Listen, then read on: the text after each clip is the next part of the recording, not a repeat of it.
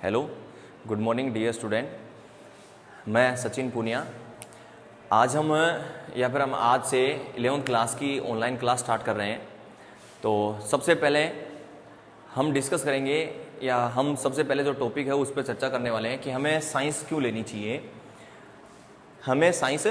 चाहिए, या फिर हम ये कहें कि भाई वी चूज साइंस सब्जेक्ट, यानी कि हमें साइंस सब्जेक्ट क्यों चूज करना चाहिए। अब देखो, जैसे हम 10th क्लास पास आउट होते हैं तो अपने पास 3 ऑप्शन आते हैं, एक आर्ट का, एक साइंस का और एक कॉमर्स का। अब अपने पास यानी कि अपने इस संस्था में यूनिक स्कूल में अपने पास 2 ऑप्शन है, एक तो है साइंस और दूसरा है अपने पास आर्ट। तो साइंस और आर्ट्स में से हम कौन सा सब्जेक्ट चूज करें। अब पहली और लास्ट एक ही क्वेश्चन आता है जैसे 10th का रिजल्ट आता है तब, सर मेरे परसेंटेज नहीं है। परसेंटेज का एक बार हम जो मैटर है या परसेंटेज की जो प्रॉब्लम है वो उसको हम लास्ट में देखेंगे।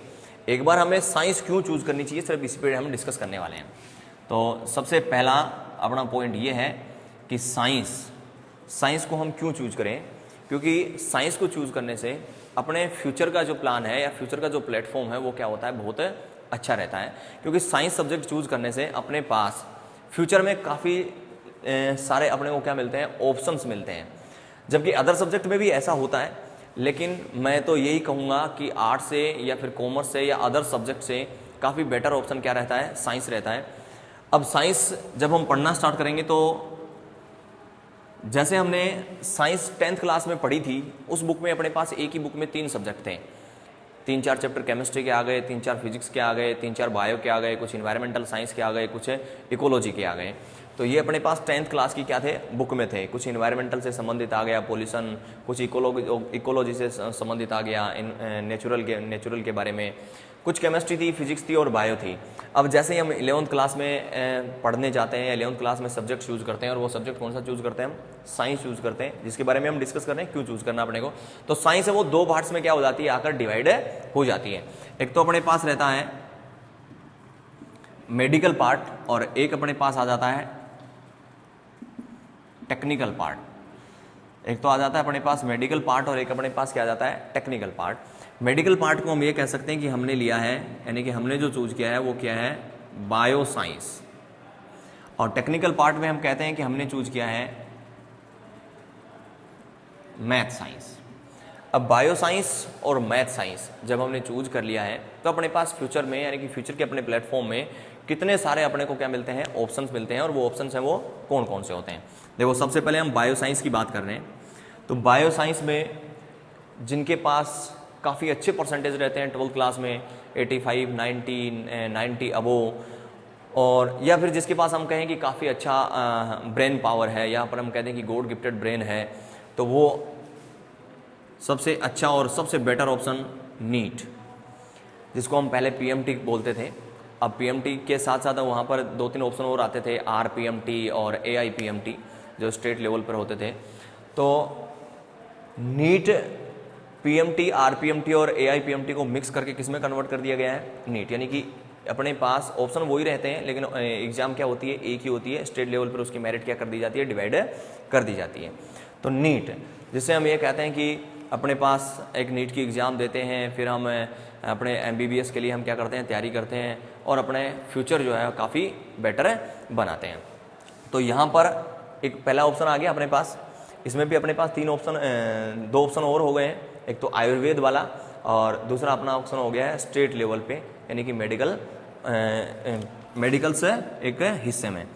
नेक्स्ट अपने पास दूसरा जो ऑप्शन आता है वो आता है जेट का और आईसीआर का, जेट का और आईसीएआर, जूनियर एलिजिबल टेस्ट। या हम ये कह दें कि जिन स्टूडेंटों ने 12th पास की है, जिनके बायो सब्जेक्ट था, और कुछ साइंस के अंदर एक और आती है एग्रीकल्चर केमिस्ट्री। एग्रीकल्चर केमिस्ट्री ना हो तो भी चलेगा, क्योंकि एग्रीकल्चर केमिस्ट्री ज़्यादा हार्ड नहीं होती है, नॉर्मल केमिस्ट्री है। और अपनी जो 11th और 12th क्लास में जो केमिस्ट्री पढ़ते हैं उस, यानी कि जेट और आईसीआर के हिस्से में लगभग 80% केमिस्ट्री है वो 11th और 12th की आती है। तो ये वाले जो है वो तो हम कह सकते हैं कि यहाँ पर जो हमने डॉक्टर की जो डिग्री ली है वो किसके लिए ली है, मानव के किसी बॉडी पार्ट्स के लिए स्पेशलाइजेशन किया और मानव के हम क्या बने, एक डॉक्टर बने। ठीक इसी प्रकार से जेट और आईसीआर के अंदर हम किसके बनते हैं, एग्रीकल्चर के अंदर कोई बड़े ऑफिसर बनते हैं, जैसे AAO काफ़ी ठीक इसी प्रकार से हम ये कह सकते हैं कि ये अपने पास क्या है, इंसान के लिए यानी मानव के लिए है, तो ये किसके लिए है, एग्रीकल्चर के लिए है। किसके लिए है, एग्रीकल्चर। ये ह्यूमन बींग्स के लिए तो ये एग्रीकल्चर के लिए है। ये स्टेट लेवल पे होती है और ये इंडिया लेवल के ऊपर एग्जाम होती है। यहाँ पर हम देसी भाषा में या सीधा सीधा ये कहते हैं कि यहाँ पर तो आदमी का डॉक्टर बनता है और यहाँ पर किसका बनता है, पेड़ पौधों का डॉक्टर बनता है। अब उसके बाद एक और ऑप्शन आता है वेटनरी। अपने पास वेटनरी सेम टू सेम वही ह्यूमन बींग के लिए है, ये पेड़ पौधों के लिए है, तो ये किसके लिए आ गई है, पशुओं के लिए होती है। अब नेक्स्ट अपने पास और ऑप्शन आते हैं, जैसे नेवी के अंदर भी अपने पास क्या आता है, इसका ऑप्शन आता है। फिर अपने पास आर्मी के अंदर EMC एक ब्रांच होती है जिसमें बायोसाइंस से पढ़े हुए स्टूडेंट क्या करते हैं, उसमें पार्टिसिपेट करते हैं आर्मी के अंदर। हम ये कह सकते हैं कि आर्मी के अंदर एक प्रकार से जो कंपाउंडर जो होते हैं वो बायो से पढ़े हुए स्टूडेंट होते हैं, जिसको हम बोलते हैं EMC। एक अपने पास पोस्ट आती है आर्मी के अंदर। उसके बाद अपने पास कई सारे ऑप्शन आते हैं। नर्सिंग के अंदर भी अपने पास दो ऑप्शन हो जाते हैं, एक तो GNM और एक ANM। तो इसके बाद अपने पास जो नेक्स्ट ऑप्शन आता है वो आता है लैब बॉय। अब आपने बड़े बड़े हॉस्पिटलों के पास आपने काफ़ी प्राइवेट लेबोरेटरीज देखी होंगी जिसमें अल्ट्रासाउंड होता है, PET CT स्कैन होती है, HRCT होती है, एक्सरे होता है और कई सारे अन्य अलग प्रकार के क्या होते हैं, टेस्ट होते हैं। ब्लड टेस्ट है, यूरिन टेस्ट है, तो कई प्रकार के क्या होते हैं, टेस्ट होते हैं। तो ये अपने पास ऑप्शन रहता है। उसके बाद नेक्स्ट जो अपने पास आता है वो आता है डी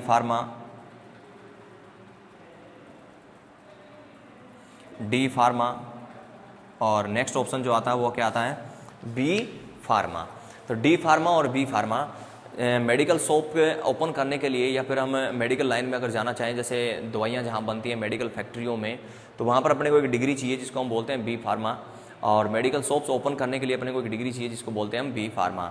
तो ये तो अपने पास क्या रहते हैं, बायो वाले ऑप्शन रहते हैं।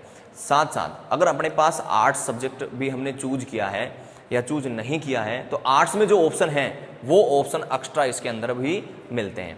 तो एक बार देखो मैं फिर से रिपीट कर रहा हूँ।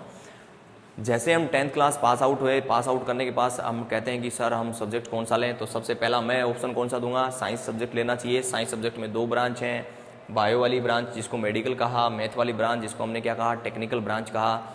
अब मेडिकल ब्रांच में आते हैं तो अपने पास कौन कौन से ऑप्शन आते हैं, नीट है, जेट है, ICR है, वेटनरी है, उसके बाद नेवी है, आर्मी के अंदर एक मेडिकल ब्रांच आती है, नर्सिंग जिसमें GNM और ANM है, लैब बॉय है, डी फार्मा है, बी फार्मा है।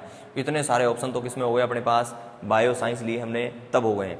अब आर्ट वाले, अगर हमने आर्ट चूज किया है, आर्ट सब्जेक्ट चूज किया है, तो आर्ट सब्जेक्ट में जितने ऑप्शन अपने पास हैं वो सारे के सारे ऑप्शन भी हम किस में मिलेंगे, अपने को साइंस में जरूर मिलेंगे। जैसे हम कोई भी police, Delhi police, Rajasthan police, Haryana police, IAS, IPS, RAS, ये सारे ऑप्शन भी इसके अंदर एक्स्ट्रा अपने को मिलने वाले हैं। अब अपने पास आती है टेक्निकल साइंस, यानी कि जिसको हम कहें कि मैथमेटिक्स साइंस। तो सबसे पहला ऑप्शन इंजीनियरिंग लाइन का जिसको हम कहते हैं IIT, JEE, AIEEE, अपने पास कौन सी इंजीनियरिंग लाइन का ऑप्शन आ गया। उसके बाद अपने पास ऑप्शन आता है एयरफोर्स,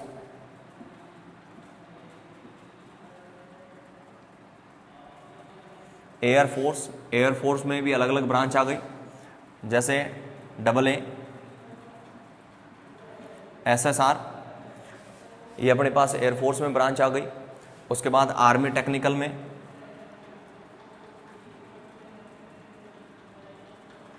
आर्मी टेक्निकल में अपना क्या रहेगा, हिस्सा रहेगा अगर हमने क्या लिया है, मैथमेटिक्स साइंस ली है। उसके बाद मैथमेटिक्स के स्टूडेंट्स हैं वो पॉलिटेक्निक में जाते हैं और कई सारी और ब्रांच हैं उसमें भी क्या रहते हैं, टेक्निकल ब्रांच के ऑप्शन रहते हैं। और जो हम अपने को ऑप्शन आर्ट सब्जेक्ट में मिलते हैं वो ऑप्शन भी इनके क्या रहते हैं, साथ रहते हैं। तो इसलिए परसेंटेज की बात आती है। अब दूसरा सेकंड ऑप्शन कि सर हमारे परसेंटेज बेस पे हम कौन सा सब्जेक्ट चूज़ करें। परसेंटेज बेस पे 10th क्लास का जो स्टैंडर्ड होता है वो साइंस सब्जेक्ट से काफ़ी क्या रहता है, नीचा रहता है। 10th क्लास का जो स्टैंडर्ड रहता है, यानी कि स्टडी का जो स्टैंडर्ड रहता है वो साइंस से काफ़ी क्या रहता है, लो रहता है। अब 10th क्लास में आपके परसेंटेज जो आई वो मायने नहीं रखते हैं। मैं तो ये कहूँगा कि अगर आपके 50% या फिर आपके 55% से अबो हैं तो आप क्या लें, साइंस लें। तो 55% भी अगर अपने पास आते हैं तो अपने को साइंस सब्जेक्ट चूज करना चाहिए, क्योंकि परसेंटेज साइंस सब्जेक्ट के लिए मायने नहीं रखती है। उसका एक रीजन है, साइंस सब्जेक्ट में अपने पास, मैं ये कहूँ कि हमने बायो साइंस पढ़ी है, तो बायो साइंस पढ़ी है तो अपने पास 3 अपने पास ऑप्शनल सब्जेक्ट आते हैं। बायो आता है, दूसरा अपने पास आता है केमिस्ट्री, तीसरा अपने पास आता है फिजिक्स। तो अपने पास 3 सब्जेक्ट हो गए हैं। इन तीनों सब्जेक्ट के अलावा 2 जो सब्जेक्ट आते हैं वो कंपलसरी आते हैं, हिंदी और इंग्लिश, जिसको आपको चाहे आर्ट ले या साइंस ले या कॉमर्स ले, तीनों में पढ़ना ही पड़ेगा। अगर अब अपने पास यहाँ पर जो ऑप्शन आते हैं तीनों, यानी कि बायो, केमिस्ट्री और फिजिक्स है, अपने पास ये कहते हैं कि जो अपने पेपर रहता है वो 100 मार्क्स का रहता है, लेकिन इन 100 मार्क्स को 3 भागों में डिवाइड कर दिया जाता है। 56 का पेपर रहता है, यानी अपनी मेन एग्जाम जो रहेगी। 30 मार्क्स का अपने पास प्रैक्टिकल आ जाता है, और 14 जो नंबर हैं वो क्या आ जाते हैं, सेशनल आ जाते हैं। तो ये अपने पास 3 भागों में डिवाइड हो जाता है। तो अपने पास 30 नंबर प्रैक्टिकल के, 14 नंबर सेशनल के और 56 नंबर किसके रहते हैं, पेपर के रहते हैं। तो ये वाला जो काम रहा वो रहा स्कूल का, जिसमें अपने पास प्रैक्टिकल और सेशनल है। तो 44 नंबर तो अपने पास रहते ही हैं पहले से ही। अब 44 अपने पास नंबर पहले से हैं तो अपने को कितने चाहिए, 56 में से नंबर चाहिए। अब 56 में से भी अगर हम 16 नंबर लेकर आते हैं, यानी कि 56 में से अगर हम 16 नंबर अगर लेके आते हैं, इसमें ऐड करके देखें तो कितने परसेंट हो जाते हैं, 60% नंबर हो जाते हैं। तो मैं तो ये कहूँगा कि अदर सब्जेक्ट की बजाय साइंस सब्जेक्ट को पढ़ना और भी ईजी है, परसेंटेज बनाना भी क्या है, और ईजी है। क्योंकि अगर हम यही अगर ऑप्शन देखें हम अदर सब्जेक्ट में, जैसे आर्ट्स में चले या कॉमर्स में चले, तो वहाँ पर एक ज्योग्राफी को छोड़कर या होम साइंस को छोड़कर प्रैक्टिकल का ऑप्शन खत्म हो जाता है। पोर्टिकल की बात करें तो पोर्टिकल का 80 नंबर का पेपर होने वाला है। 80 नंबर में से अगर आप 16 नंबर यानी 16 नंबर लेकर आते हैं तो आपके टोटल है वो 36% नंबर बनते हैं। 80 नंबर का अपना पेपर था, 80 मार्क्स का पेपर था अपना पोर्टिकल साइंस में, 20 नंबर अपने पास सेशनल थे। अगर इन 80 में से 16 नंबर अपने पास आए तो भी अपने पास कितने हुए, 36% नंबर हुए। बट यदि अगर हमने 8 ली और 56 में से ही 16 नंबर अपने पास आए तो अपने पास कितने हो जाते हैं, 60% नंबर हो जाते हैं, यानी कि 60% नंबर हो जाते हैं। तो परसेंटेज मायने नहीं रखती हैं। दूसरी चीज़, साइंस लेने के लिए अपने पास एक एक्स्ट्रा ऑप्शन ये है कि अपने को पढ़ना क्या पड़ता है, रेगुलर पढ़ना पड़ता है। चाहे उसके लिए आप 10 मिनट, 15 मिनट, 20 मिनट, 30 मिनट कितनी भी फिक्स करें, लेकिन वो डेली क्या करनी पड़ती हैं, देनी ही पड़ती हैं। ये नहीं है कि आज पढ़ लिए, कल नहीं पढ़े, परसों नहीं पढ़े, उससे अगले दिन पढ़ लिए, ऐसा संभव नहीं है। क्योंकि अगर साइंस सब्जेक्ट अगर पढ़ना है तो अपने को क्या चाहिए, रेगुलरिटी चाहिए। क्या चाहिए, रेगुलरिटी चाहिए। और साइंस सब्जेक्ट को पढ़कर आपने अपने फ्यूचर का जो प्लेटफॉर्म है उसको क्या कर सकते हैं, बेटर बना सकते हैं। अब गवर्नमेंट जॉब के अलावा ये अपने पास सारे के सारे क्या थे, प्राइवेट ऑप्शंस भी थे, यानी कि प्राइवेट जॉब करने के लिए। क्योंकि अपने पास गवर्नमेंट जो वैकेंसियाँ रहती हैं वो क्या रहती हैं, काफ़ी कम रहती हैं। एजुकेशन क्या हो गई है, बढ़ गई है, और कंपटीशन क्या हो गया है, काफ़ी ज़्यादा हार्ड हो गया है। अब जैसे हम आर्ट्स के अंदर चलते हैं तो अपने पास IAS, IPS, ठीक उसी प्रकार से अगर हम साइंस से बैचलर डिग्री लेते हैं तो ये अपने पास ऑप्शन भी रहते हैं, RAS, IAS और IPS ऑप्शन भी रहते हैं। थैंक यू, धन्यवाद।